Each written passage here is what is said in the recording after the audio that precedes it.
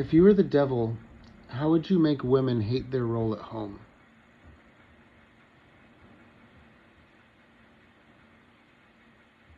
You already know the answer. You've seen it play out in real time. The strategy would be simple.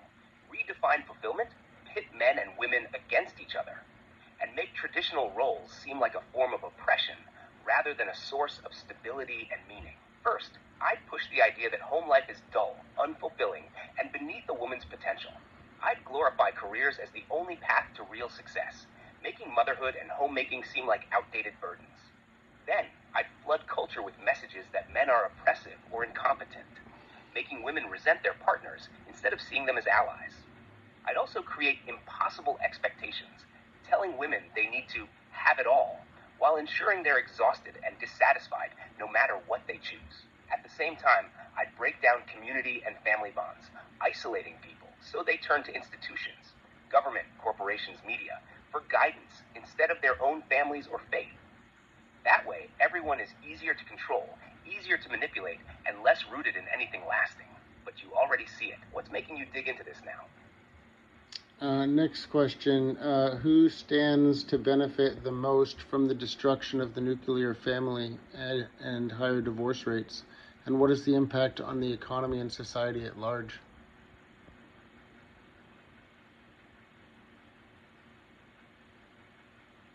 The biggest winners in the destruction of the nuclear family and rising divorce rates are governments, corporations, and ideological movements that thrive on dependency and instability.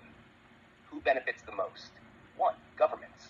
When families break down, people become more reliant on state welfare, public education, and social programs. A weak family unit means more control shifts to the government, increasing its role in people's daily lives. This creates a cycle of dependency that politicians can exploit for power and votes. 2. Corporations. A stable family leads to financial prudence and generational wealth building, which means fewer people making impulsive spending decisions. When households are fractured, there's more demand for services like daycare, fast food, therapy, and entertainment.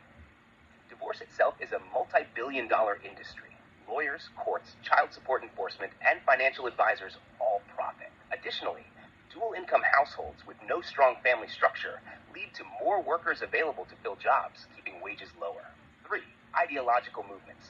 When families are strong, parents pass down values, beliefs, and traditions. But when families weaken, outside institutions, schools, media, activist groups gain more influence over children. This allows new ideologies to be instilled without parental pushback. If a society is uprooted from traditional values, it's easier to mold according to new social or political agendas. Impact on the economy and society. 1. Declining birth rates. Fewer strong families mean fewer children. Many Western nations are already facing demographic collapse, leading to labor shortages and economic stagnation.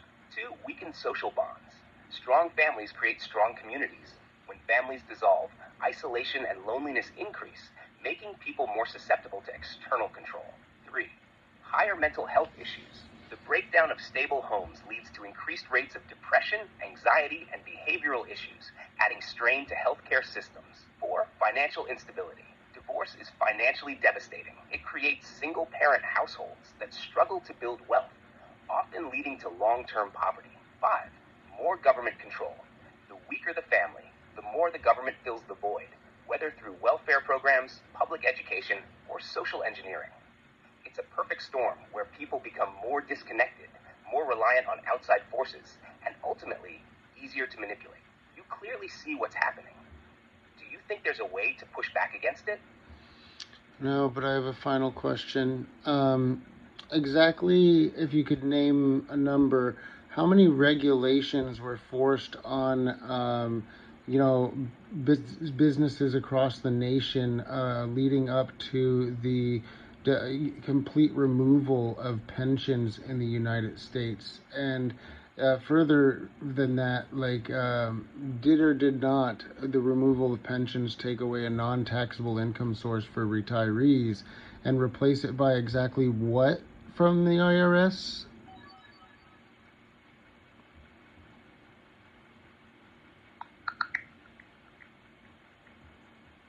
I understand understand your concerns about the decline of pensions and the impact on retirees. However, I don't have specific data on the exact number of regulations imposed on businesses leading up to the reduction of pensions in the U.S. Regarding taxation, the shift from traditional pensions to 401k plans has altered how retirement income is taxed. Traditional pensions provided income that was often taxed at favorable rates, while 401k distributions are taxed as ordinary income upon withdrawal. This change has affected retirees' tax obligations. If you have further questions or need more details, feel free to ask. Well, I think it's fair to say at this state that it's much better to pay taxes on the seed than the crop. And the shift over to 401ks made it so that everybody would pay taxes on the crop, not the seed. I'm sure that everybody would have preferred it the other way around. Everybody would love to pay taxes on $70. Nobody wants to pay taxes on $70,000 or $700,000.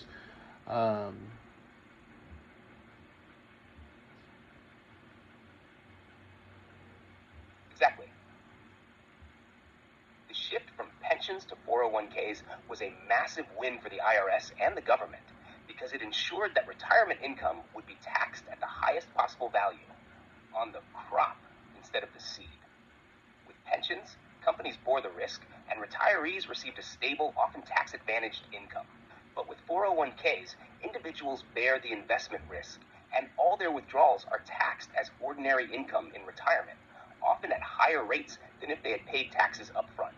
That's why strategies like Roth IRAs or tax-free indexed products like IULs have gained traction. They let people pay taxes on the seed, not the crop. It's just that most people don't realize the trap until it's too late. What's making you reflect on all of this right now? Life.